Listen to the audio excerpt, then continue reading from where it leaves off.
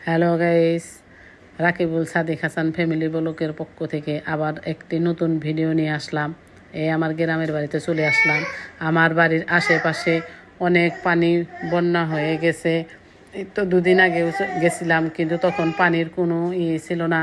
এখন আবার শুনলাম যে অনেক পানি উঠেছে। এই তো আমি জাংলা থেকে আমার কিছু কুমড়া গাছের কুমড়া পাতা কেটে নিব।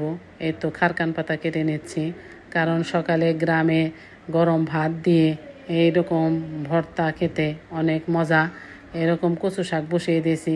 আমি কচু শাক, রসুন, পেঁয়াজ, সরিষার তেল দিয়ে সিদ্ধ করে নিব। তারপর আমি শুকনো মরিচ দিয়ে, পেঁয়াজ দিয়ে ভর্তা ডলে নেব। এই তো আমি সরিষার তেল দিয়ে এখন একটু ভেজে নিব। আমি সিলিন্ডার গ্যাসে রান্না চড়াইছি, কারণ বাইরে আমার চুলার উপরে ঘর নেই, বৃষ্টির মধ্যে রান্না করা যায় না। এই তো আমি কচু শাক ঢেলে নিলাম। এখন আমি এই বেগুন অফ ক্যামেরায় ভেজে নিয়েছি, বেগুন তেলে ভেজে নিয়েছি, ওই পেঁয়াজ ভেজে নিয়েছি, মরিচ ভেজে নিয়েছি। এখন আমি ওগুলা সব হাতে ডলে সুন্দরভাবে ভর্তা বানাবো। সকালে গরম গরম ভর্তা, গ্রামের খাবার সকালে এরকমই হয়ে থাকে। এগুলাই খুব মজা লাগে। এই সমস্ত খাবার গরুর গোশত ফেল একেবারে এইভাবে ভর্তা বানিয়ে খাবেন আপনারা। যদি এইভাবে খেয়ে থাকেন, কমেন্ট করে জানাবেন।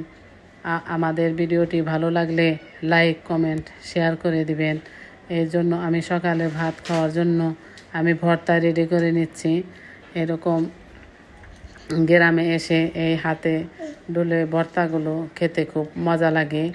সকালের গরম ভাতের সাথে আপনারাও খেয়ে দেখবেন, তাহলে বুঝবেন এই ভর্তা যে কতটুকু মজা, সেই মজা। এই তো আমি সরিষার তেল দিয়ে দিলাম ভর্তার মধ্যে।